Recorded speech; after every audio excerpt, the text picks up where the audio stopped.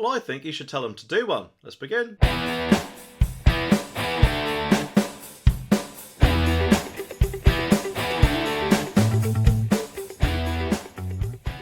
The article says that former Brexit Party leader Nigel Farage says that Coutts have U-turned on his decision to close his account following 2 weeks of backlash. Mr Farage thanked the new Coutts CEO Mohammed Syed for the decision to keep his account open, but called for some compensation for the cost of his legal fees and says he wants full apologies from those involved. And to be honest, I don't say I blame him. Mr Syed replaced Peter Flavel, who resigned last week amid the debanking row. And speaking on GB News, Mr Farage said the new CEO of Coutts, Mo Syed, someone who has held senior positions, had written to me to say that I can keep both my personal and business accounts.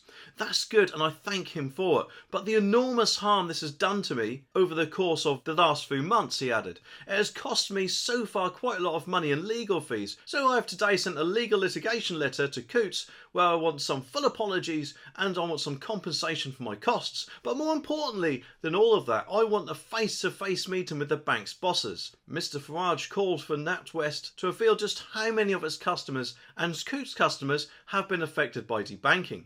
He said, I want to find out how many other people in Coutts or NatWest have had accounts closed because of their political opinion, and I want to make sure this never happens to anybody else ever again. So the fight goes on. The British bank's U-turn comes as pressure has been mounting over the debanking scandal, and yesterday Nigel said on social media he had launched a new campaign website, accountclosed.org, designed to fight back against the big banks who have let us down. It is part of plans to build a powerful lobby group to oppose debanking. Well, well done, Nigel. I personally think that's a really good thing, and he must be feeling pretty awesome that they've basically fallen on their sword. And I guess admittedly they're being bellends, but either way though, it should have never happened in the first place, because, I mean, can you just believe that banks are getting all political anyway? They are surely one of any companies or organisations that shouldn't have any political opinion whatsoever, because all their one job is to look after our money, not dabbling in our political dramas. I just think it's absolutely disgusting the way Coutts treated Nigel Farage, and of course any other customers that were also treated in a similar way. This makes me wonder though if their U-turn was because of the amount of customers they may have lost, or